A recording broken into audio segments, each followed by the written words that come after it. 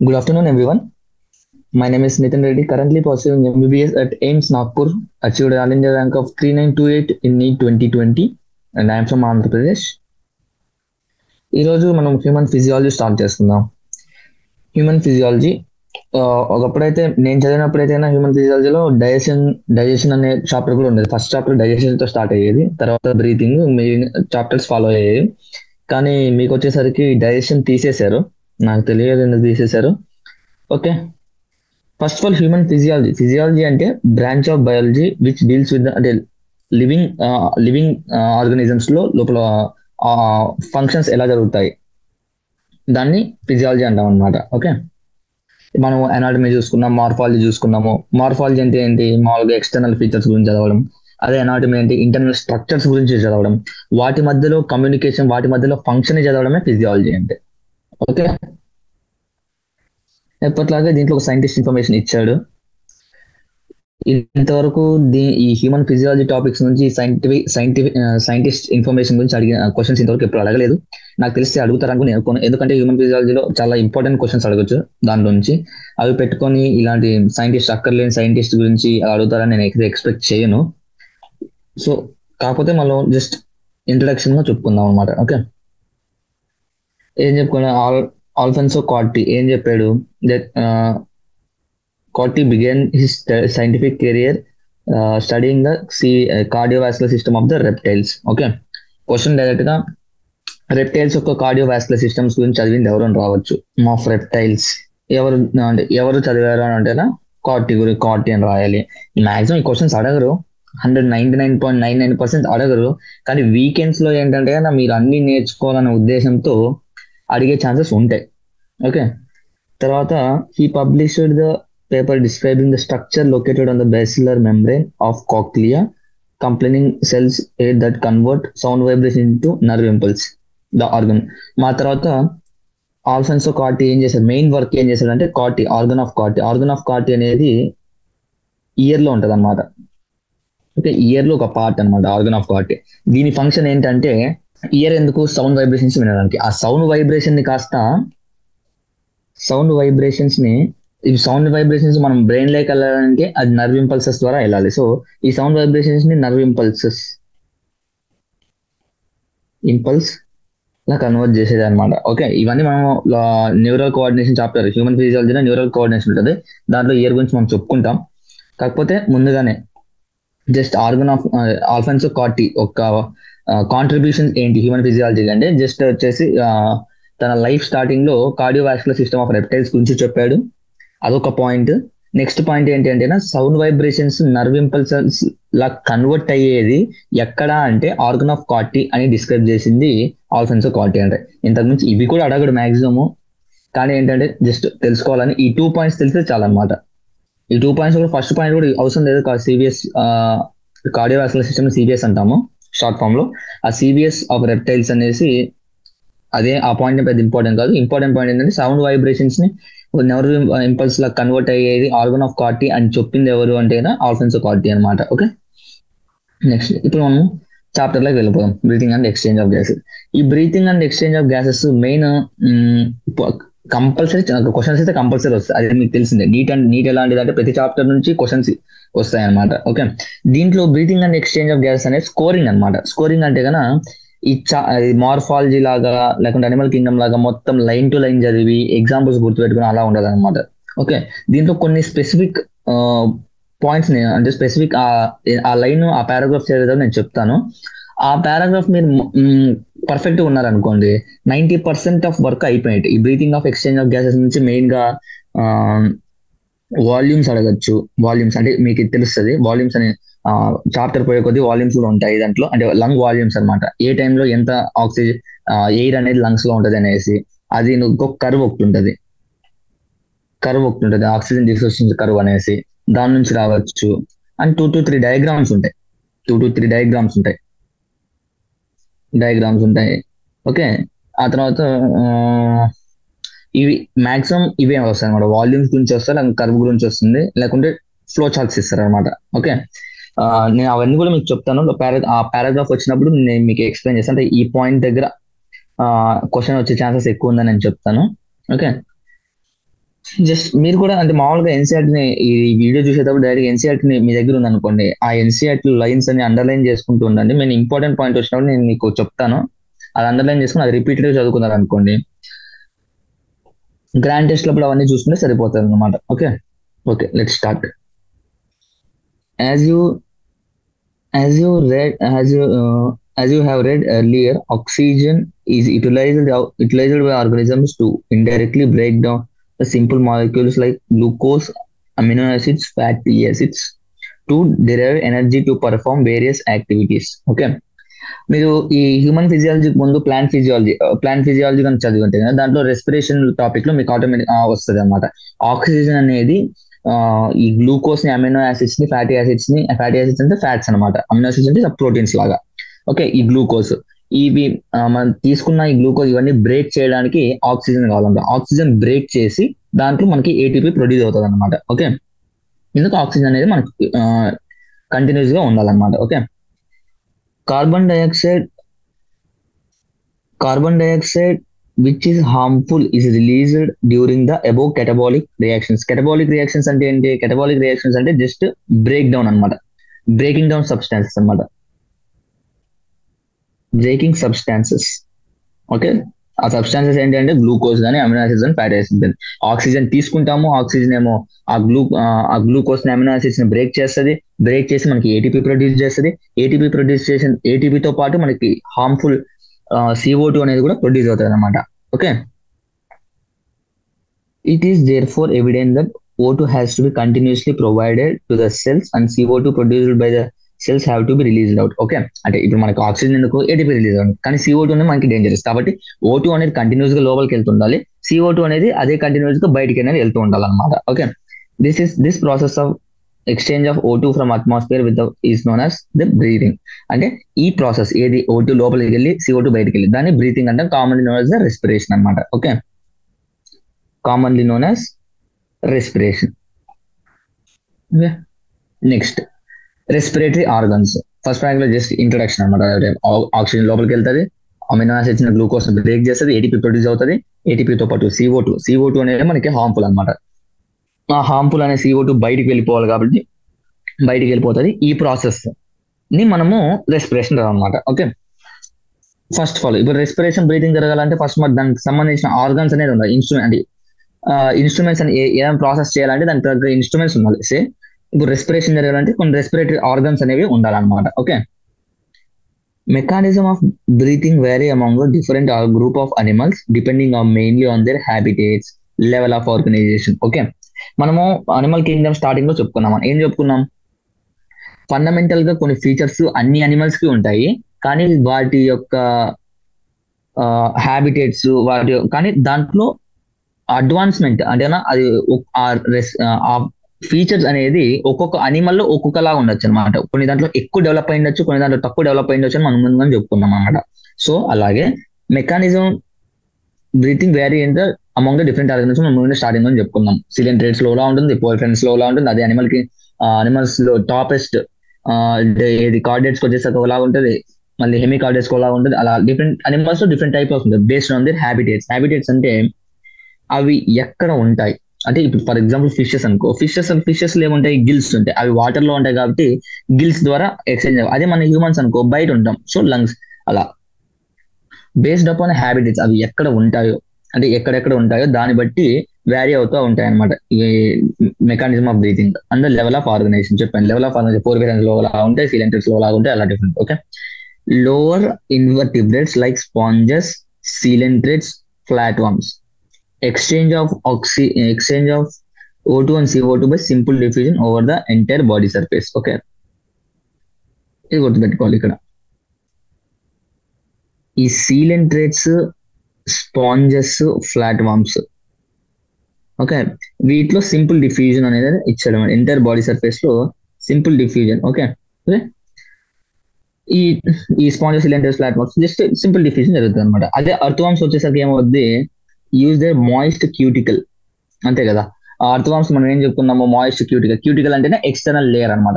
External layer దాని ద్వారా ఆ స్కిన్ ద్వారా అబ్జర్వ్ అవుతాయి అనమాట. అదే insects have the network of tubes, tracheal tubes. మనము ఆ ఆర్థ్రోపోడ్స్ లో మనం చెప్పుకున్నాం, ఒక దాంట్లో బుగ్గిల్స్ ఉంటాయి, ఒక దాంట్లో ట్రాకిల్ సిస్టమ్ ఉంటుంది, ఒక దాంట్లో ఎట్లుంటుంది అండి. ట్రాకిల్ సిస్టమ్ అంటే ట్యూబ్స్ అనమాట. జస్ట్ అంటే సపోజ్ ఇదో ఇన్సెక్ట్ అనుకోండి, ట్రాకిల్ అంటే ట్యూబ్స్ ఇలా ఉంటాయి, ఇలా ట్యూబ్స్ ఉంటాయి అనమాట. అంటే ఎక్స్టర్నల్ బాడీ సర్ఫేస్ కి పోర్స్ లా ఉంటాయి, ఇవి హోల్స్ లా ఉంటాయి అనమాట. ఈ హోల్స్ నుంచి ఇలా ఆక్సిజన్ లోపలికి వెళ్ళేసి ఇక్కడ యూజ్ చేయడానికి మళ్ళీ ఇలాగే బయటికి వెళ్ళిపోతాయి అనమాట. ఓకే, ఒక ట్యూబ్స్, ఎక్స్టర్నల్ ట్యూబ్స్ కి ఒక ఆర్టరీస్, వెయిన్స్ అలాగైతే ఉంటాయి మనకు, సేమ్ వాటికి కూడా ఆ ట్రాకిల్ సిస్టమ్ ట్యూబ్స్ అనేవి ఉంటాయి. అవి బాడీ సర్ఫేస్ డైరెక్ట్ కనెక్ట్ అయింటాయి అనమాట, హోల్స్ లా ఉంటాయి అనమాట.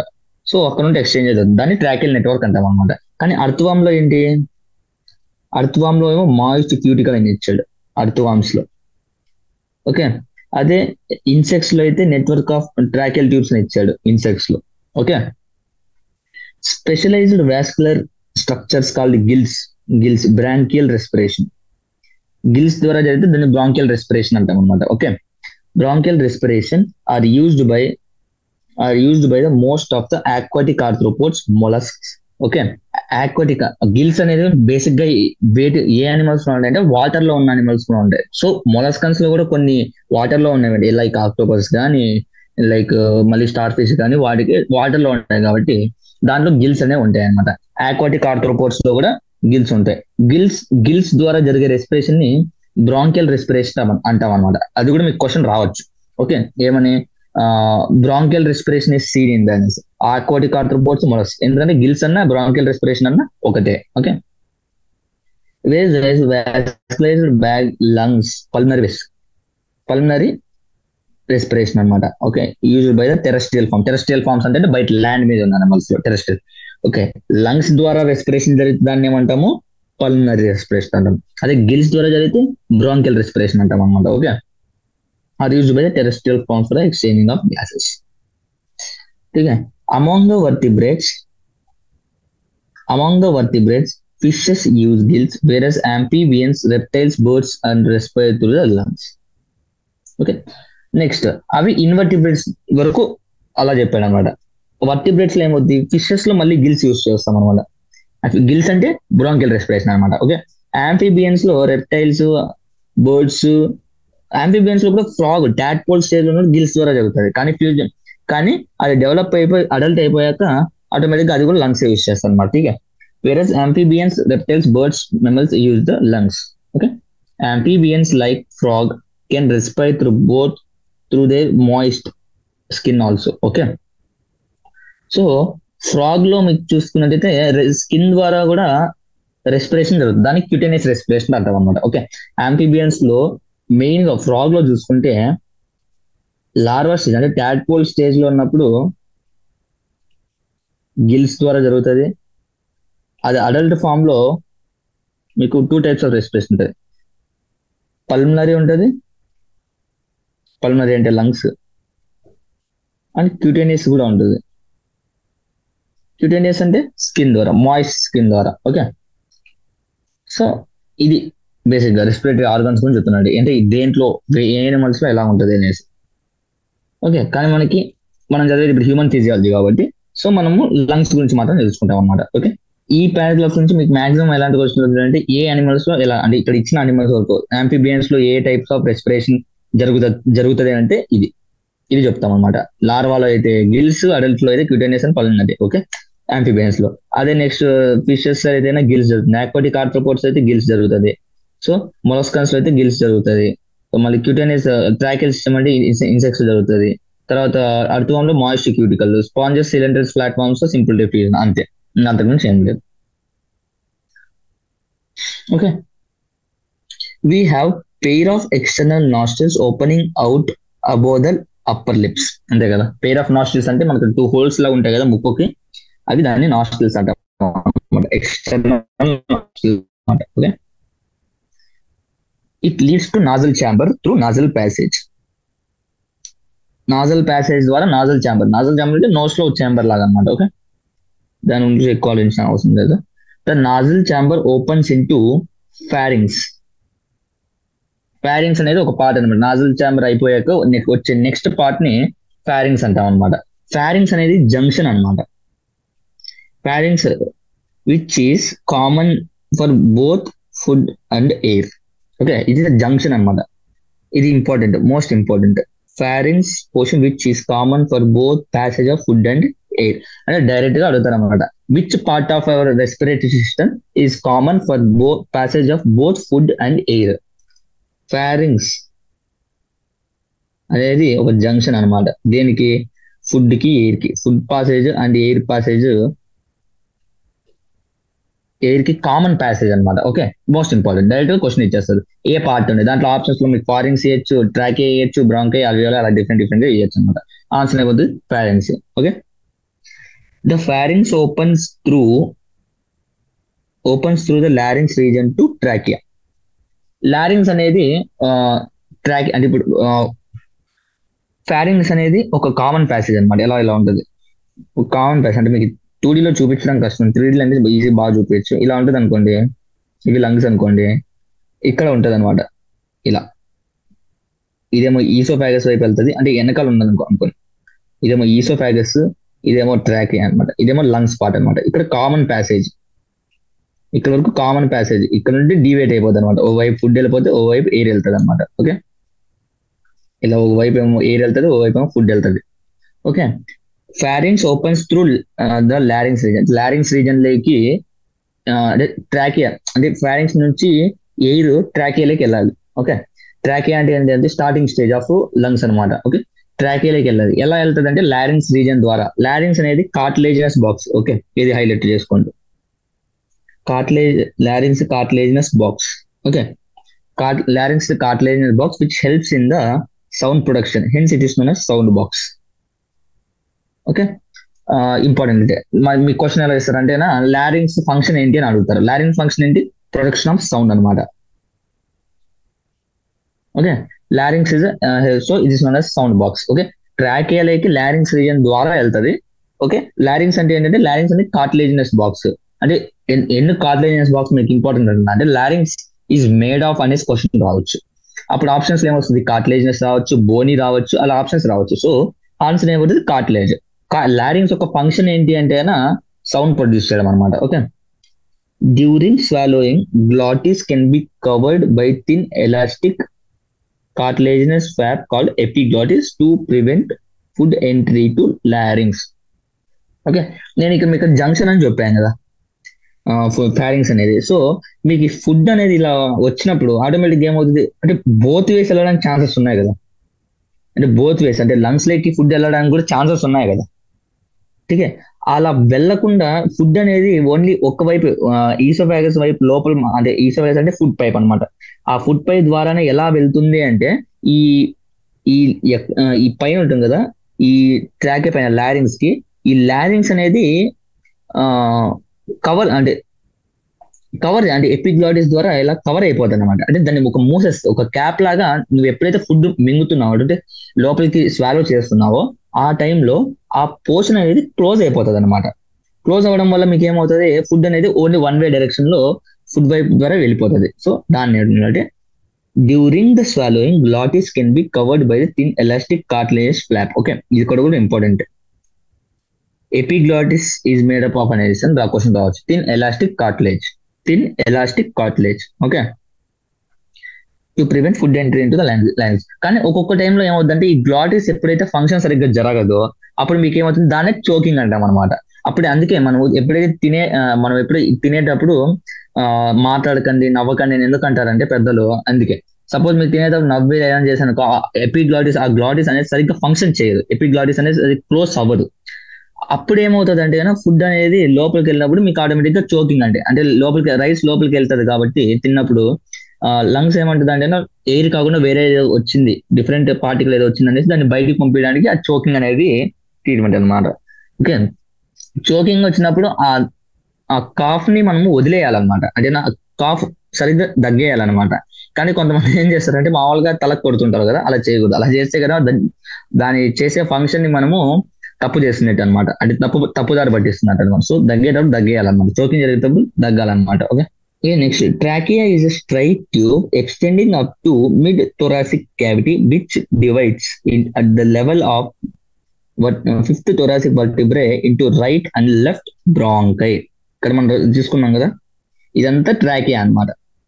ఓకే, ఇది ఇది జంక్షన్ అంటే రైట్ అండ్ లెఫ్ట్ బ్రాంకైగా డివైడ్ అవుతుంది అనమాట. రైట్ అండ్ లెఫ్ట్ బ్రాంకైగా డివైడ్ అవుతుంది అనమాట. ఈ పాయింట్, ఈ డివిజన్ ఎక్కడ జరుగుతుంది అంటే fifth thoracic vertebrae. Fifth thoracic vertebra. Thoracic vertebra కాబట్టి ఆటోమేటిక్ గా అదేంటి థొరాసిక్ క్యావిటీ అవుతుంది అనమాట, మిడ్ థొరాసిక్ క్యావిటీ అన్నమాట. ఓకే, ట్రాకియా అనేది ఒక స్ట్రైట్ ట్యూబ్, ఎక్కడ డివైడ్ అవుతుంది అని క్వశ్చన్ రావచ్చు. ఓకే, ఫిఫ్త్ రావచ్చు, ఫోర్త్ రావచ్చు, థర్డ్ ఎక్కడ డివైడ్ అవుతుంది? థొరాసిక్, ఈ ట్రాకియా అనేది లెఫ్ట్ అండ్ రైట్ బ్రాంకైగా ఏ వర్టిబ్రా దగ్గర డివైడ్ అవుతుంది? First vertebra, second vertebra, third vertebra, fourth vertebra, fifth vertebra, అలా ఆప్షన్స్ రావచ్చు. ఆప్షన్ ఏంటి? Fifth thoracic vertebra. Fifth thoracic vertebra దగ్గర మీకు రైట్ అండ్ లెఫ్ట్ బ్రాంకైగా డివైడ్ అవుతుంది. అదే థొరాసిక్ వర్టిబ్రా అని మెన్షన్ చేసేది ఫిఫ్త్ అని వస్తుంది. అదే ఓవరాల్ వర్టిబ్రా అని మెన్షన్ చేశాను అనుకో, అంటే మనకి వర్టిబ్రల్ కాలంలో వర్టిబ్రాస్ ఉంటాయి అని, అవి దాన్ని మనం డివైడ్ చేస్తాం. సర్వైకల్ వర్టిబ్రా అని 7 డివైడ్ చేస్తాము, థొరాసిక్ వర్టిబ్రా అని 5 డివైడ్ చేస్తాం, అలా డివైడ్ చేస్తాం. ఓవరాల్ వర్టిబ్రా అడిగితే కన్నా 12th వర్టిబ్రే. ఓకే, అయినా మీకు ఇక్కడ దీంట్లో మెన్షన్ చేయలేదు అండి, ఇది అడిషనల్ ఇన్ఫర్మేషన్ లో గుర్తుపెట్టుకున్నాం అనమాట.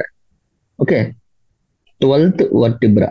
ఓకే, ఓవరాల్ గా అడిగితే అది 12th వర్టిబ్రే. అది ఓన్లీ థొరాసిక్ అని మెన్షన్ చేశాను అనుకోండి, అప్పుడు 5th థొరాసిక్ వర్టిబ్రే అవుతుంది. ठीक है, right and left primary bronchi. Okay, each bronchi undergoes repeated divisions to form the secondary and the tertiary bronchi and the bronchioles. మీకు ఇవి తెలిసిందే. అవి డివిజన్ ఏ ఆర్డర్ లో డివైడ్ అవుతాయంటే ప్రైమరీ, సెకండరీ, టెర్షరీ అలాగా divide అవుతాయి అనమాట. ఓకే, ఎండింగ్ అప్ ఇన్ అదే అలా డివైడ్ అయ్యి ఎక్కడ ఎండ్ అవుతాయి అంటే ending up very thin terminal bronchioles. Okay, ఆ బ్రాంకై అనేది ప్రైమరీ బ్రాంకై, సెకండరీ బ్రాంకై గా డివైడ్ అయ్యి తర్వాత బ్రాంకియోల్స్ గా డివైడ్ అయ్యి ఎండింగ్ అనేది ఏదైతే ఉందో అవి వాటికి థిన్ టెర్మినల్ బ్రాంకియోల్స్ అంటాం అనమాట. Okay, the trachea, primary, secondary, tertiary bronchi, initial and terminal initial bronchioles are supported by the incomplete cartilaginous rings అనమాట. ఓకే, ఇది గుర్తుపెట్టుకోండి. ఎక్కడి వరకు? ట్రాకియా నుండి ఇనిషియల్ బ్రాంకియోల్స్ వరకు, ఇన్కంప్లీట్ కార్టిలేజినస్ రింగ్స్ అనమాట. ఓకే, ఇన్కంప్లీట్ కార్టిలేజినస్ రింగ్స్ అనమాట. ఎక్కడ నుండి? ఇక్కడ నుండి ట్రాకియా నుండి లాస్ట్ వరకు అంటే ఇనిషియల్ బ్రాంకియల్స్ వరకు మీకు ఇన్కంప్లీట్ కార్టిలేజినస్ రింగ్స్ అనేవి ఉంటాయి అనమాట.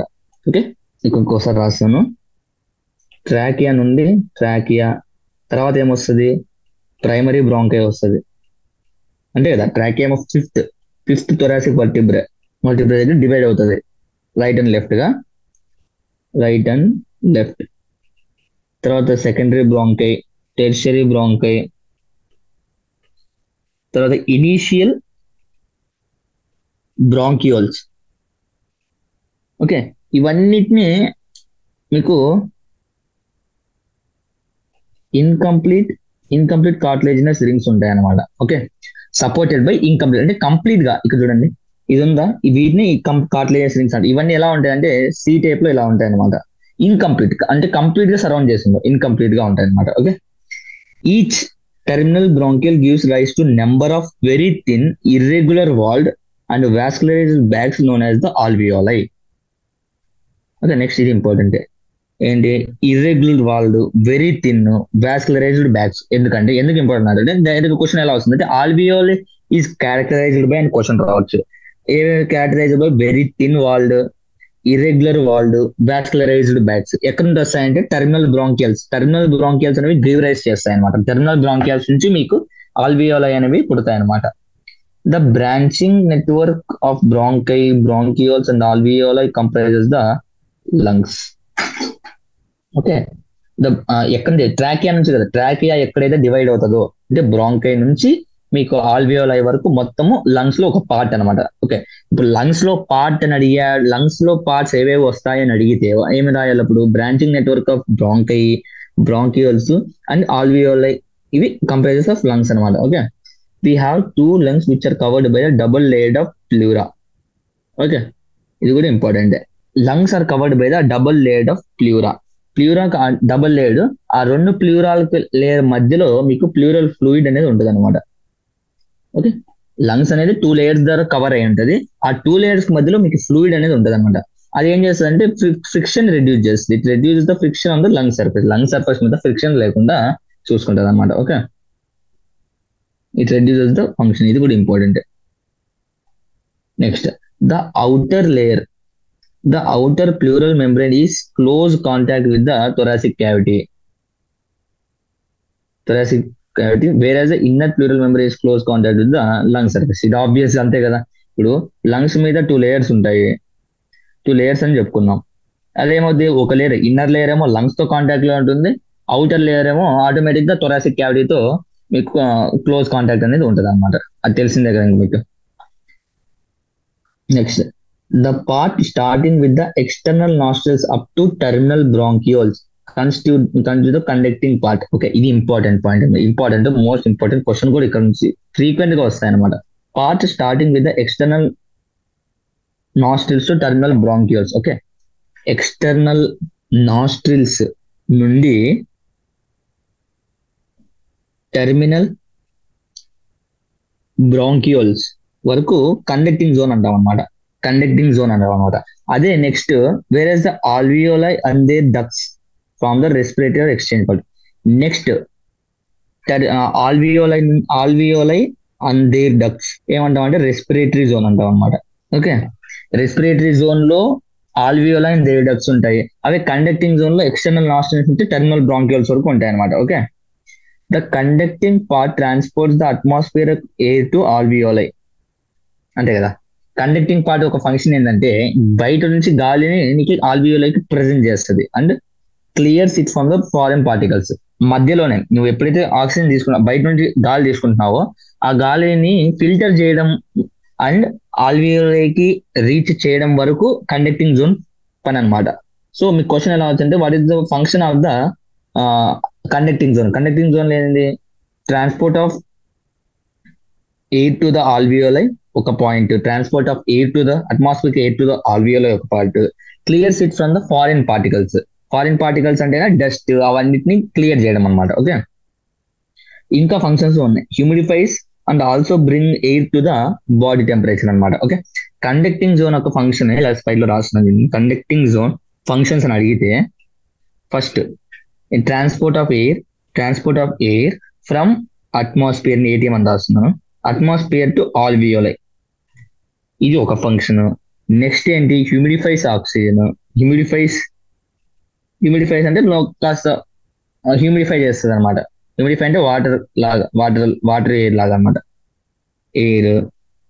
Next clears foreign particles air ని మళ్ళీ ఈ ఆక్సిజన్ ని ఈ ఎయిర్ ని బాడీ టెంపరేచర్ కి ఈక్వల్ చేస్తుంది అనమాట, బాడీ టెంపరేచర్ కి తీసుకొస్తుంది అనమాట. ఓకే, ఈ 4 ఫంక్షన్స్ కండక్టింగ్ జోన్ ఒక ఫంక్షన్స్ అనమాట. డైరెక్ట్ గా question, what are the functions of conducting zone అంటే ఈ 4 ఉండాలన్నమాట. ఈ ఆప్షన్స్ లో ఇవి వస్తాయి అనమాట. ఓకే,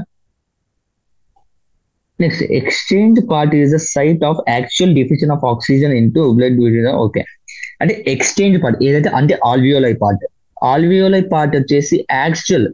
నేను మెయిన్ ఇంట్రొడక్షన్ లో ఏం చెప్పాను, ఈ రెస్పిరేటరీ యొక్క ఫంక్షన్ ఒక మెయిన్ ఉద్దేశము ఆక్సిజన్ ని లోపల తీసుకోవడము, CO2 ని బయటకు తరిమేయడం కదా. ఓకే, ఆ పర్టికులర్ ఫంక్షన్ ఏ పార్ట్ జరుగుతుంది అంటే exchange part are the alveoli part లో మీకు జరుగుతుంది అనమాట.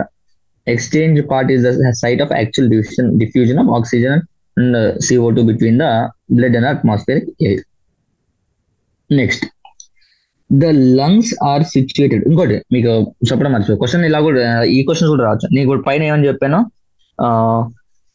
రెస్పిరేటరీ సిస్టమ్ ఒక పాత్వే ఏంటి, ఎయిర్ ఒక పాత్వే ఏంటి అని అడగచ్చు అనమాట. అప్పుడు ఏంటి, ఎక్స్టర్నల్ నాస్ట్రిల్స్, నాజల్ ప్యాసేజ్ నుంచి నాజల్ ఛాంబర్ నుంచి ఫారింగ్స్ తర్వాత లారింగ్స్ తర్వాత ట్రాకియా తర్వాత primary bronchi, secondary bronchi, tertiary bronchi, initial bronchioles terminal bronchioles తర్వాత ఆల్వియోలై.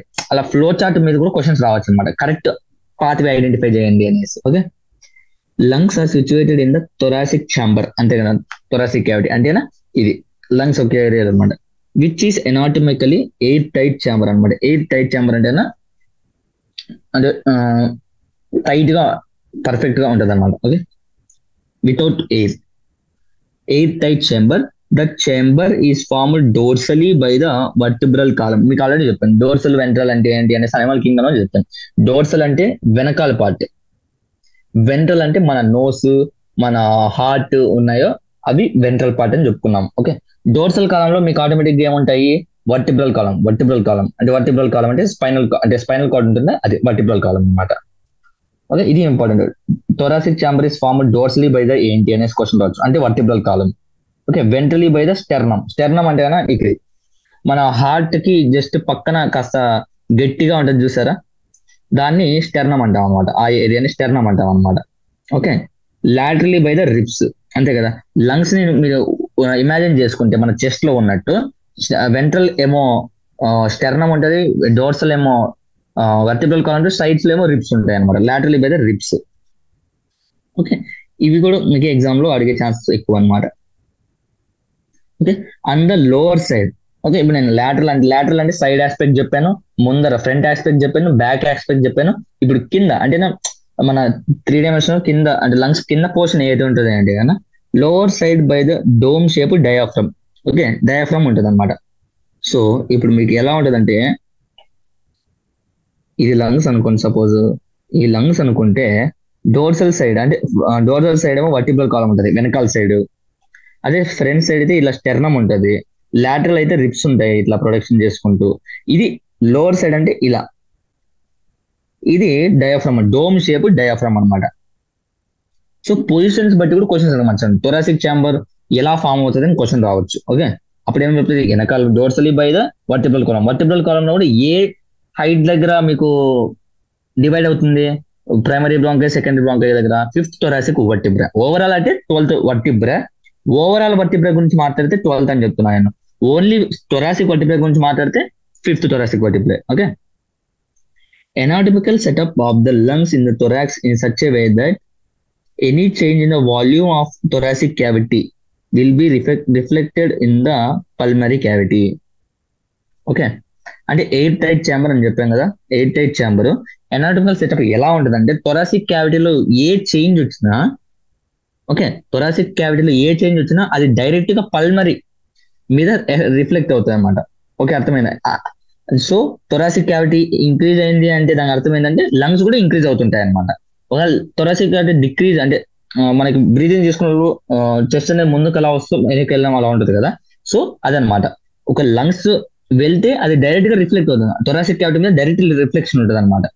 అది ఎలా చేసి ఇది కూడా అలాగే అవుతుంది అనమాట. థొరాసిక్ క్యావిటీ ఇంక్రీజ్ అవుతుందంటే దానికి అర్థం ఏంటి, పల్మరీ క్యావిటీ కూడా ఇంక్రీజ్ అవుతుంది. పల్మరీ క్యావిటీ డిక్రీజ్ అవుతుందంటే దాని అర్థం ఏంటి, థొరాసిక్ క్యావిటీ కూడా డిక్రీజ్ అవుతుందని అర్థం. Okay, such an arrangement is essential for the breathing as we cannot directly alter the pulmonary volume. Pulmonary volume ని మనం డైరెక్ట్ గా ఆల్టర్ చేయలేం కాబట్టి అలాంటి రెస్పిరేషన్ అనేది అవసరం అనమాట. ఓకే, ఈ పాయింట్స్ కూడా important. Respiration involve the following, ఈ స్టెప్స్ చాలా ఇంపార్టెంట్ మళ్ళీ. Okay, breathing or pulmonary ventilation by which atmosphere is drawn in and CO2 rich alveolar air is released. ఇది మెయిన్ ఫంక్షన్. ఇది రెస్పిరేటరీ సిస్టమ్ ఒక main function ఏంటి, ఇదే కదా. Ventilation అంటే గాలి లోపలికి వెళ్ళడం అనమాట. ఓకే, పల్మరీ వెంటిలేషన్ అంటే గాలి లోపలికి వెళ్ళడం. ఓకే, ఫస్ట్ స్టెప్ లో ఏం చేస్తాం, మనం బ్రీతింగ్ చేస్తాం. ఓకే, డిఫ్యూజన్ ఆఫ్ గ్యాసెస్ అంటే కదా, ఆ ఎయిర్ లోపలికి వెళ్ళి ఆల్వియోలర్ స్టేజ్ లో ఉన్నప్పుడు ఆక్సిజన్ ని టిష్యూస్ లోకి పంపించడం కోసం బ్లడ్ లో ఆక్సిజన్ లోపలికి వెళ్తుంది, CO2 అనేది ఆ బ్లడ్ లోంచి బయటకు వచ్చేస్తుంది అనమాట. అది సెకండ్ స్టెప్. అది ఇక్కడ అక్రాస్ ద ఆల్వియోలైక్ ఉన్న మెంబ్రెయిన్ ఆల్వియోలర్ మెంబ్రెయిన్ అంటాం కాబట్టి. Next, transport of gases by the blood. మనకి బ్లడ్ అనేది ఆల్వియోలైక్ అంటే ఇంప్యూర్ బ్లడ్ అంటాం చూసారా, ఆ ఇంప్యూర్ బ్లడ్ అని ఎందుకంటే అంటే దాంట్లో CO2 ఎక్కువ ఉంటుంది అనమాట. ఆ CO2 ఎక్కువ ఉన్నది మీకు బయటికి ఇలా ఉంటుంది చూసారా, ఇది ఆల్వియోలర్ అనుకోండి, ఇలా బ్లడ్ వెజల్స్ వెళ్తాయి అనమాట. ఈ బ్లడ్ వెజల్స్ ఇంప్యూర్ బ్లడ్ ని తీసుకెళ్తాయి, క్యారీ చేస్తాయి. ఇక్కడ ఆక్సిజన్ లోపలికి వెళ్ళి CO2 అనేది ఇలా తీసుకుంటుంది అనమాట. మీరు మళ్ళీ హార్ట్కి వెళ్ళిపోతే హార్ట్ మళ్ళీ పంప్ చేస్తుంది, దాన్ని ప్యూర్ చేస్తుంది. ఓకే, ట్రాన్స్పోర్ట్ అంటే ఎక్స్చేంజ్ ఇక్కడ జరిగిపోయింది. నెక్స్ట్ స్టెప్ వచ్చేసి ట్రాన్స్పోర్ట్ అవ్వడం అనమాట. Diffusion of O2 and CO2 between the blood and tissues. అంతే కదా, మనకి ఈ O2 అనేది ఎందుకు టిష్యూస్ దగ్గర ATP ప్రొడ్యూస్ చేయడం కోసం. సో ఆ ఈ బ్లడ్ ఈ ప్యూర్ బ్లడ్ ఏదైతే ఉందో అది టిష్యూస్ దగ్గరికి వెళ్తుంది అనమాట. టిష్యూస్ దగ్గరికి వెళ్ళినప్పుడు అక్కడ కూడా సేమ్ ఇలాంటి టైప్ ఆఫ్ ఎక్స్చేంజ్ జరుగుతుంది. O2 లోపలికి వెళ్ళి CO2 బయటకు వెళ్దాం అనేది. నెక్స్ట్ వచ్చేసి ఫిఫ్త్ వచ్చేసి utilization of O2 by the cells by the catabolic reaction CO2. అంతే కదా, ఎనర్జీ కావాలి కాబట్టి టిష్యూస్ కి సెల్స్ అనేది ఆ O2 తీసుకొనేసి కెటబాలిక్ రియాక్షన్స్ జరిపి CO2 అనేది రిలీజ్ చేస్తుంది, ATP అనేది ప్రొడ్యూస్ అవుతుంది అనమాట. ఇది స్టెప్స్ అనమాట. సో స్టెప్ వైజ్ ఇది కూడా ఫ్లో చార్ట్ లో మీకు క్వశ్చన్ రావచ్చు అనమాట. Respiratory correct following steps of respiration అనేసి మీకు క్వశ్చన్ రావచ్చు. ఏమేం జరుగుతుంది, వెంటిలేషన్ మనం గాలి తీసుకుంటాము, ఆ గాలి తర్వాత ఆల్వియోలర్ ఎక్స్చేంజ్ జరుగుతుంది, తర్వాత ఎక్స్చేంజ్ అయ్యాక ప్యూర్ బ్లడ్ మళ్ళీ టిష్యూస్ పోతుంది, ఆ టిష్యూస్ దగ్గర మళ్ళీ ఎక్స్చేంజ్ జరుగుతుంది O2 CO2 లాగా. మళ్ళీ ఆ ఏదైతే ఉపయోగించున్న O2 కెటబాలిక్ రియాక్షన్స్ యూజ్ చేసుకొని CO2 బయట రిలీజ్ చేస్తుంది. ఇంకా సెల్యులర్ రెస్పిరేషన్, అది ప్లాంట్ ఫిజియాలజీలో మీకు చూపిస్తా బాగా. ఇవి steps under respiratory organs, respiratory system, human respiratory system. Okay, next mechanism of breathing.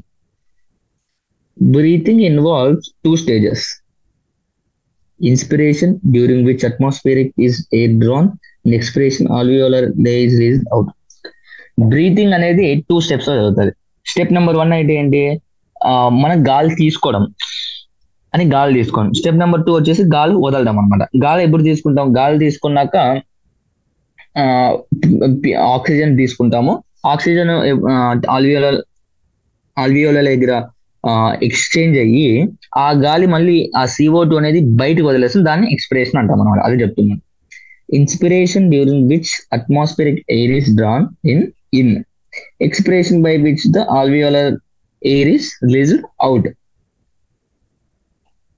Next, the movement of air into and out of the lungs is carried out by the creating pressure gradient between the lungs and the atmosphere. Okay, ఈ inspiration expiration అనేది ఎలా జరుగుతుంది అంటే దేని మీద based అయితే జరుగుతుందో చెప్తాడు అనమాట. ఓకే, ప్రెషర్ గ్రేడియంట్ అనేది క్రియేట్ అవుతుంది అనమాట. ఓకే, లంగ్స్ కి అట్మాస్ఫియరిక్ ఎయిర్ కి ఒక ప్రెషర్ గ్రేడియంట్. ఓకే, ఇప్పుడు ఆటోమేటిక్ గా మీకు తెలిసింది, ఇప్పుడు హై కాన్సన్ట్రేషన్ నుంచి లో కాన్సన్ట్రేషన్ కి గ్రేడియంట్స్ ఉంటాయి. గ్రేడియంట్ అంటే కదా difference in some particular thing అనమాట. ఫర్ ఎగ్జాంపుల్ కాన్సన్ట్రేషన్ గ్రేడియంట్ అంటే డిఫరెన్స్ ఇన్ ద కాన్సన్ట్రేషన్స్ అనమాట.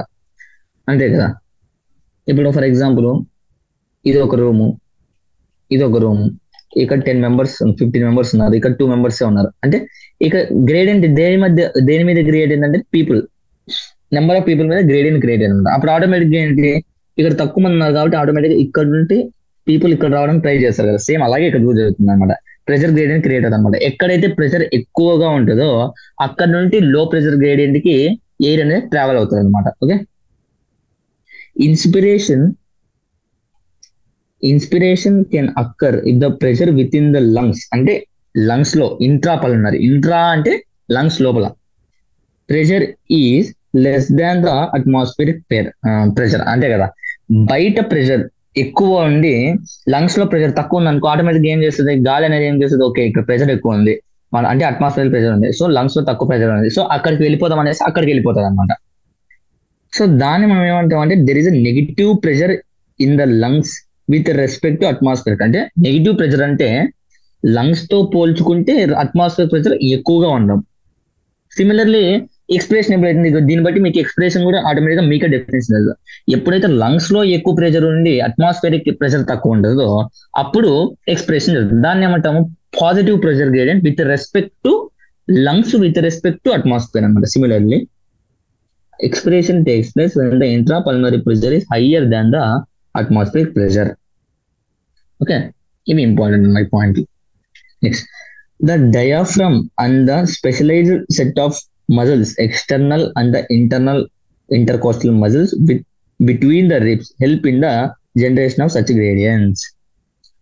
ఈ ప్రెషర్ గ్రేడియంట్ ఎలా ఏర్పడుతుంది, ఎలా అవుతుంది మన బాడీలో అంటే diaphragm and specialized set of muscles, external and internal intercostal. Even ఈ మజిల్స్ ఎక్కడ ఉంటాయంటే రిబ్స్ కి మధ్య గ్యాప్ ఉంటుంది కదా, అక్కడ ఉంటాయి అనమాట. Helps in the generation such gradients. Question important. ఎలా ప్రెషర్ గ్రేడియంట్ ఎలా క్రియేట్ అవుతుంది అని క్వశ్చన్ ఉంటుంది. ఆప్షన్ లో with the help of the diaphragm on the set of muscles and answer.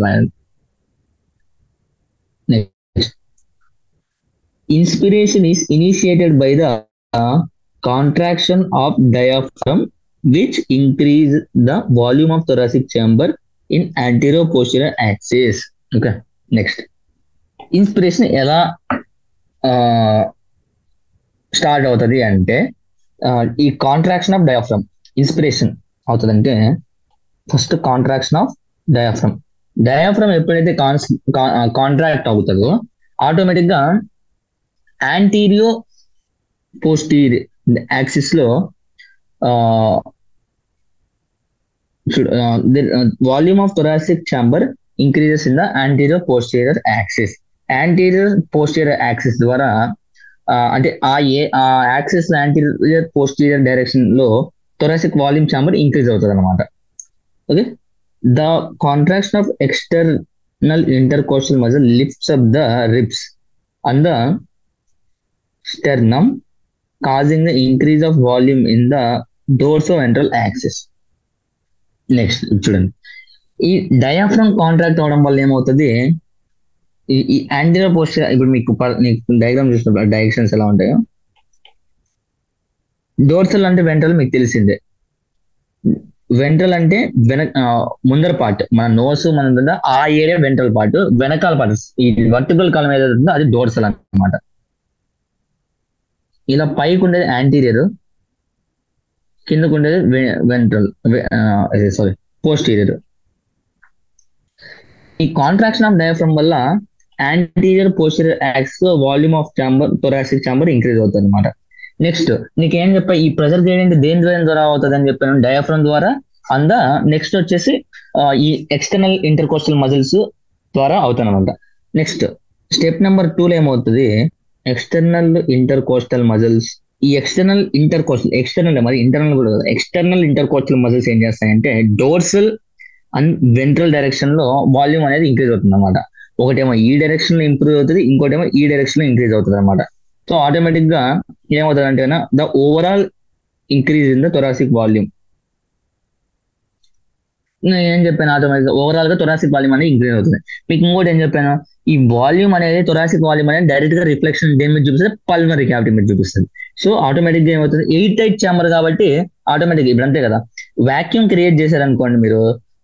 So ఇప్పుడు మీరు 2 బెలూన్స్ తీసుకున్నారప్ప, 2 బెలూన్స్ ఒక బెలూన్ లోపల ఒక్కో బెలూన్ పెట్టేసి మీరు మొత్తం గాలంతా పీకేసి ఆ బెలూన్ స్ట్రెచ్ చేయాలనుకుంటే ఆటోమేటిక్ గా ఏమవుతుంది అంటే 2 బెలూన్స్ కూడా స్ట్రెచ్ అయిపోతాయి.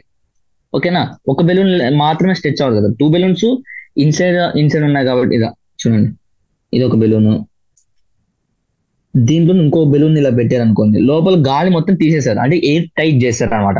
అప్పుడు మీరు ఆటోమేటిక్ గా దీన్ని పిన్ చేసినప్పుడు ఇది కూడా వచ్చేస్తుంది కదా, సో దాన్ని ఎయిర్ టైట్ ఛాంబర్ అంటాం అనమాట. సో ఈ ఎప్పుడైతే థొరాసిక్ వాల్యూమ్ అనేది ఇంక్రీజ్ అయిందో ఆటోమేటిక్ గా ఆ రిఫ్లెక్షన్ అనేది నీకు పల్మరీ వాల్యూమ్ మీద కూడా చూపిస్తుంది. సో పల్మరీ ఛాంబర్ కూడా ఇంక్రీజ్ అవుతుంది అనమాట. ఓకే, ఇంక్రీజింగ్ అంటే మీకు ఆల్రెడీ తెలుసు బాయిల్స్ లో ఏం చెప్తారంటే pressure is inversely proportional to volume. అంటే ఎప్పుడైతే ప్రెషర్ వాల్యూమ్ అనేది తగ్గుతుందో అప్పుడు ప్రెషర్ అనేది ఇంక్రీజ్ అవుతుంది.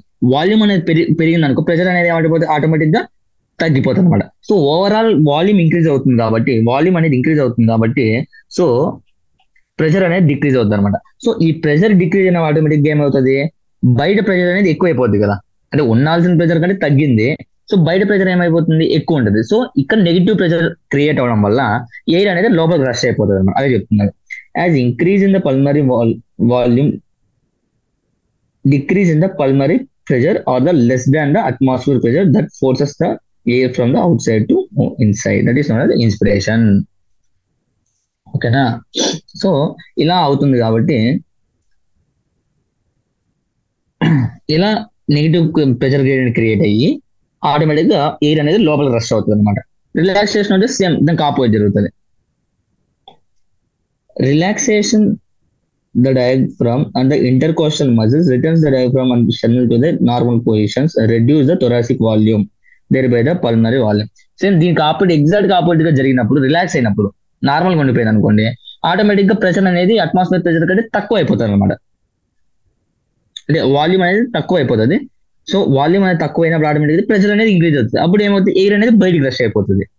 This leads to increase in the intrapulmonary pressure slightly above the atmospheric pressure, causing the expulsion of air from the lungs. Okay.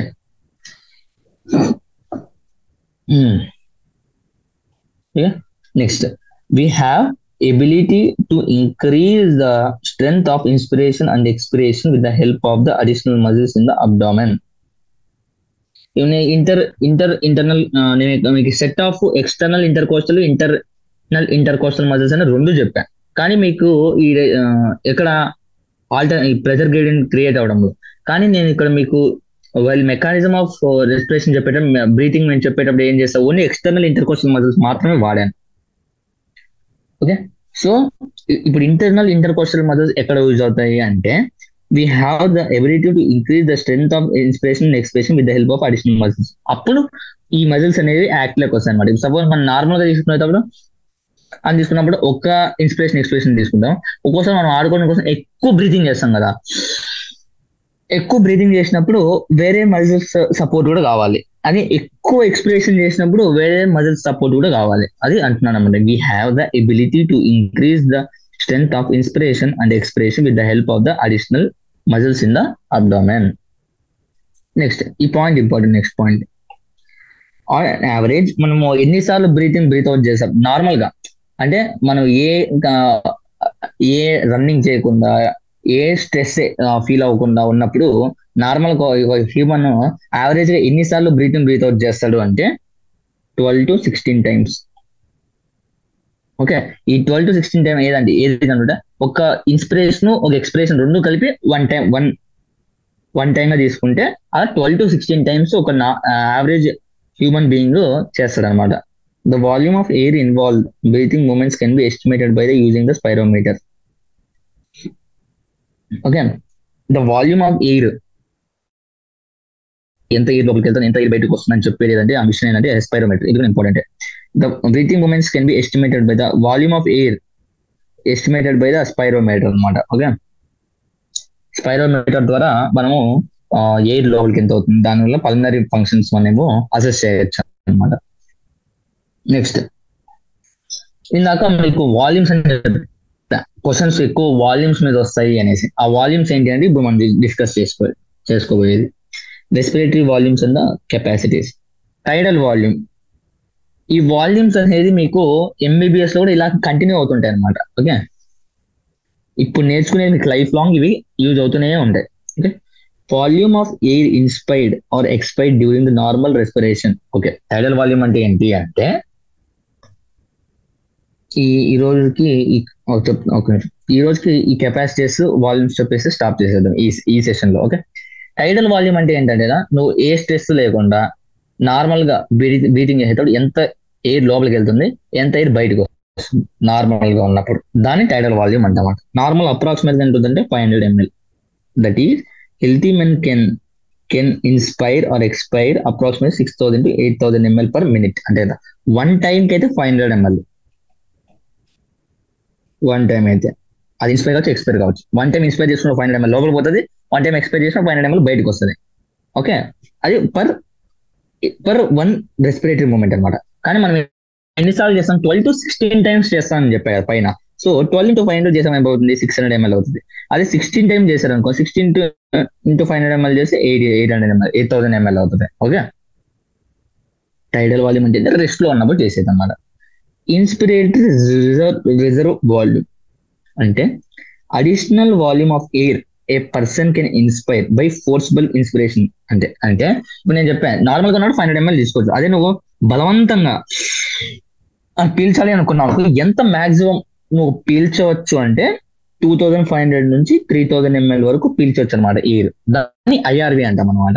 Next ERV అంటే expire. ఇప్పుడు మీకు తెలుస్తుంది ఐఆర్వి ఎంతైతే మన ఫోర్స్ఫుల్ ఇన్స్పిరేషన్ అన్నామో, ఈఆర్వి అంటే forceful expiration అనమాట. నువ్వు బలవంతంగా ఎంత ఎయిర్ ని బయటికి పంపించచ్చు ఎక్స్పైర్ చేసి అంటే 1000 నుంచి 1100 ml వరకు నువ్వు బలవంతంగా ఎక్స్పైర్ చేయొచ్చు అనమాట. నెక్స్ట్, రెసిడ్యువల్ వాల్యూమ్ అంటే the volume of air that in the lungs remain after forceful the expiration. అంటే రెసిడ్యూయల్ వాల్యూమ్ అంటే నువ్వు ఎంత ఫోర్స్ చేసినా కూడా ఆ ఆ ఎయిర్ అనేది నువ్వు బయటికి పంపించలేవు అనమాట. ఓకే, ఇప్పుడు నువ్వు ఎంత ఫోర్స్ఫుల్ ఎక్స్పైర్ చేసినా మాక్సిమం నువ్వు ఎంత ఎక్స్పైర్ చేయగలవు అంటే 1000 నుంచి 1100 ml ఎక్స్పైర్ చేయొచ్చు. కాగా అయినా ఇంకా అది పోగా ఆ ఫోర్స్ఫుల్ గా ఎక్స్పైర్ చేసిన పోగా మళ్ళీ 1100 నుంచి 1200 వరకు లోపలే ఉండిపోతుంది అనమాట. 1100 నుంచి 1200 లోపల లంగ్స్ లో అది నువ్వు ఎప్పటికీ ఎంత ట్రై చేసినా ఆ వాల్యూమ్ అనేది బయటికి పంపించలేవు. By adding up few respiratory volumes, అంటే ఈ రెస్పిరేటరీ వాల్యూమ్స్ యాడ్ చేస్తూ one can derive various pulmonary capacities which can be used in the clinical diagnosis. Okay, ఈ వాల్యూమ్స్ అనేది మీరు బై హార్ట్ చేసేయాలన్నమాట. ఈ పర్ఫెక్ట్ నెంబర్స్ బై హార్ట్ అయిపోవాలన్నమాట, మీకు వేరే chance లేదు. ఎందుకంటే ఒక డైరెక్ట్ క్వశ్చన్ ఎలా అంటే టైడల్ వాల్యూము అంటే TV plus IRV is equals to ఎంత అని అడగచ్చు అనమాట. అప్పుడు ఏం చేయాలి మీరు, ఈ 6000 అంటే ఒక ఈ లిమిట్ తీసుకుంటే లోవర్ లిమిట్ అంటే యావరేజ్ లోవర్ లిమిట్ తీసుకుంటే 6000 ప్లస్ 2500 చేసి 8500 నుండి మళ్ళీ 8000 నుంచి 3000 ఎంత 11000 ఇలా ఆప్షన్స్ ఉంటాయి అనమాట. 8000 నుంచి 500 ఇలా ఒక ఆప్షన్, ఆ తర్వాత ఇంకో ఆప్షన్ ఇంకో నెంబర్ అలా ఉంటుంది. పర్ఫెక్ట్ అంటే మీకు చాయిసెస్ ఎలా ఉంటాయంటే డైరెక్ట్ గా ఈ నెంబర్స్ యాడ్ చేసి ఇచ్చేస్తాడు. మీకు వేరే నెంబర్ ఒకటి ఎక్కువ చేయడు ఒకటి తక్కువ చేయడు, డైరెక్ట్ గా ఈ నెంబర్స్ యాడ్ చేసేసి ఆప్షన్స్ ఇస్తాడు అనమాట. టీవీ ప్లస్ ఐఆర్వి ఎంత, లేకుంటే ఈ ఐఆర్వి ప్లస్ ఈఆర్వి ఎంత అని క్వశ్చన్స్ రావచ్చు అనమాట. లేకుంటే టీవీ ఎంత, లేకుంటే టీవీ డెఫినేషన్ ఏంటి, ఐఆర్వి డెఫినేషన్. ఇది మోస్ట్ పొటెన్షియల్ అనమాట, 10 స్టార్ క్వశ్చన్ అనమాట, అంత ఇంపార్టెంట్ ఇది. Next capacities. Total volume of air a person can inspire after normal inspiration. అంటే నార్మల్ ఎక్స్పిరేషన్, ఇప్పుడు నార్మల్ ఎక్స్పైర్ చేస్తావప్ప నువ్వు, ఇప్పుడు నువ్వు ఎంత ఫోర్స్ఫుల్ గా ఎంత తీసుకుంటావు, నార్మల్ గా తీసుకోవడంతో పాటు నువ్వు ఫోర్స్ఫుల్ గా ఎంత తీసుకోగలవు దాని అంటే ఇన్స్పిరేషన్ కెపాసిటీ అంటే నువ్వు ఓవరాల్ గా ఎంత ఇన్స్పైర్ చేయగలవు అనేసి. దానికి అప్పుడు ఏమవుతుందంటే నువ్వు వాల్యూమ్ గా టీవీ ఇన్స్పైర్ నార్మల్ గా చేసుకుంటావు. తర్వాత నేనేం చెప్పాను, నువ్వు ఫోర్స్ఫుల్ గా కొంచెం ఇన్స్పైర్ చేయొచ్చు, దాన్ని ఏమంటావు IRV. So TV plus IRV this includes the టైడల్ volume plus inspiratory reserve volume. Next expiratory capacity అంటే నువ్వు బలవంతంగా ప్లస్ నార్మల్ గా నువ్వు ఫోర్స్ఫుల్ గా ఎక్స్పైర్ చేసి ఎంత ఎయిర్ బయటికి వెళ్ళిపోతుంది ఆఫ్టర్ నార్మల్ ఇన్స్పిరేషన్. అది మెన్షన్ చేయాలి ఫస్ట్, ఎందుకంటే నార్మల్ ఇన్స్పిరేషన్ అన్నావు అంటే 500 ml లోపలికి పోయింది అని అర్థం. సో ఒక 500 ml లోపలికి నార్మల్ ఇన్స్పైర్ చేసుకున్నాక నువ్వు బలవంతంగా ఎంత ఎయిర్ ని బయటకు పంపించచ్చు, దాన్ని ఎక్స్పిరేటరీ కెపాసిటీ అంటాం. So total volume of air a person can expire after the normal inspiration. This includes tidal volume plus expiratory reserve volume. అంతే కదా, TV plus ERV. Expiratory capacity maximum capacity to expire the air after normal inspiration point అది. Next functional residual volume, the volume of air that will remain the lungs after normal expiration. Normal expiration చేసినాక ఎంత అనేది లోపల ఉండిపోతుంది అంటే కదా expiratory reserve volume plus residual volume నువ్వు ఎంత చేసినా పోదు బయటికి, అది ఉండిపోతుంది. కాగా ఫంక్షనల్ రెసిడ్యూయల్ అంటే నార్మల్ ఎక్స్పిరేషన్ చేశాను, నువ్వు బలవంతంగా ఎక్స్పైర్ చేయలేదు గాలిని. సో బలవంతంగా ఎక్స్పైర్ చేసే గాలి కూడా లోపల ఉండిపోతుంది కదా. సో ఆ ఈఆర్వి ప్లస్ ఆర్వి అంటే expiratory reserve volume plus reserved volume అనేది ఉండిపోతుంది. Vital capacity the maximum volume of air a person can breathe in after the forced expiration. Okay, నువ్వు ఫోర్స్ గా ఎక్స్పైర్ చేస్తావప్ప, అప్పుడు నీకు ఎన్ని ఆప్షన్స్ ఉన్నాయి, టైడల్ వాల్యూమ్ నార్మల్ గా ఇన్స్పైర్ చేయగలవు, తర్వాత ఎక్స్పిరేటరీ రిజర్వ్డ్ వాల్యూమ్ కూడా బయటికి కక్కేసావు కదా నువ్వు ఫోర్స్ గా బయటికి ఎక్స్పైర్ చేశాక, సో అది కూడా ఫిల్ అవ్వచ్చు. సో అది కూడా ఫిల్ అవ్వడానికి కూడా ఛాన్స్ ఉంటుంది. ప్లస్ నువ్వు ఫోర్స్ గా కొంచెం గాలి అనేది ఇన్స్పైర్ చేయగలవు, సో ఐఆర్వి. సో 3 వాల్యూమ్స్ అనేది నువ్వు తీసుకోవచ్చు అనమాట. Vital capacity ERV plus TV plus IRV. అంటే ఫర్ ఎగ్జాంపుల్ ఇక్కడ చూడండి, ఇది ఎలా చెప్పుకోవచ్చు అంటే ఇప్పుడు ఇది ఒక బాక్స్ అనుకోండి, ఈ లంగ్స్ అనేది బాక్స్ అనుకోండి, ఇలా ఇది టీవీ ఫిల్ చేసేది, ఇది ఐఆర్వి, ఇది ఈఆర్వి, ఇది ఆర్వి, ఎప్పటికీ పోదు ఇది నువ్వు ఎంత ఎక్స్పైర్ చేసినావు, ఎంత ఎక్స్పైర్ చేయాలనుకున్నా ఇది అట్లే ఉండిపోతుంది. సో ఇప్పుడు నువ్వు ఫోర్స్ఫుల్ గా ఎక్స్పైర్ చేస్తావు గాలిని, సో అప్పుడు ఈ చేంబర్ ఖాళీగా ఉంటుంది, ఈ చేంబర్ ఖాళీగా ఉంటుంది, ఈ చేంబర్ అంటే చేంబర్స్ ఉండవు కానీ ఇలా ఈజీగా అర్థమవుతుంది నేను చెప్పాను. ఫోర్స్ఫుల్ గా ఎక్స్పైర్ చేసినప్పుడు ఇది మాత్రం ఉండిపోతే మిగతావన్నీ బయటికి వెళ్ళిపోతాయి కదా. ఇప్పుడు ఏమవుతుందంటే కన్నా టీవీ నార్మల్ గా తీసుకుంటాం, సో అది ఫిల్ అవుతుంది. నువ్వు బలవంతంగా గాలిని బయటికి పంపించేసావు కాబట్టి ఈ చెంబర్ కూడా ఖాళీ అయిపోయింది కాబట్టి దీన్ని కూడా ఫీల్ చేయొచ్చు. ఇంకా బలవంతంగా నువ్వు గాలి తీసుకుంటున్నావు కాబట్టి ఈ చెంబర్ కూడా ఫీల్ చేయొచ్చు అనమాట. సో మూడోది టోటల్ లంగ్ కెపాసిటీ అంటే the total volume of air can accumulate at the end of the forced inspiration. అంతే కదా, ఫోర్స్డ్ ఇన్స్పిరేషన్ అని చేస్తున్నప్పుడు లంగ్ టోటల్ లంగ్ కెపాసిటీ అంటే ఏవే ఉంటాయి, టీవీ నార్మల్ గా, ఆర్వి అనేది ఎప్పుడూ ఉండిపోద్ది. సో ఎక్స్పెక్ట్ రిజర్వ్డ్ వాల్యూమ్ అంటే నువ్వు ఒకవేళ ఫోర్స్ఫుల్ గా ఎక్స్పెక్ట్ చేస్తే ఇది వెళ్తుంది, లేకపోతే లోపలే ఉండిపోతుంది అది కూడా. సో ఈఆర్వి ప్లస్ ఐఆర్వి ఇన్ని ఇన్ని వాల్యూమ్స్ ని హ్యాండిల్ చేసే కెపాసిటీ లంగ్ ఉంటుంది, దాన్ని టోటల్ లంగ్ కెపాసిటీ అంటాం అనమాట. Okay, total volume of air accommodated in the lungs at the end of forceful inspiration. This includes RV, ERV and the TV. Okay, hope ఇంకా ఇక్కడ నుంచి చాలు. మీరు మోస్ట్ గా కాన్సన్ట్రేట్ చేయాల్సింది respiratory volume. Respiratory volumes confuse అవడానికి ఏముండదు, just common sense ఆలోచిస్తే సరిపోతుంది అనమాట. ఈ రెస్పిరేటరీ వాల్యూమ్స్ నుంచి 95% క్వశ్చన్స్ వస్తాయి. అంటే 3 క్వశ్చన్స్ వచ్చాయి అనుకోండి నీటిలో, ఫైనల్ నీటిలో అదే రెస్పిరేటరీ అండ్ గ్యాసెస్ నుంచి, దాంట్లో కంపల్సరీ ఒక క్వశ్చన్ అయినా 2 క్వశ్చన్స్ అయినా రెస్పిరేటరీ వాల్యూమ్ గురించి కంపల్సరీ అడుగుతాడు అనమాట. సో ఇది నేర్చేసుకుంటే మీ 60-70% ఆఫ్ చాప్టర్ అయిపోయింది. ఇంకా కన్ఫ్యూజ్ అవడానికి ఏం లేదు, జస్ట్ ఒకసారి నిదానంగా కూల్ గా చదివారని మీకే అర్థమైపోతుంది అనమాట. అంటే మీరు చేస్తూ ట్రై చేయండి, ట్రై చేస్తూ చేయండి.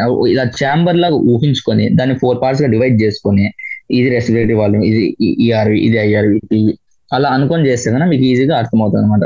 సో నెక్స్ట్ క్లాస్ లో మనం ఎక్స్చేంజ్ ఆఫ్ గ్యాసెస్ గురించి చెప్పుకుందాం. Okay, thank you and have a nice day.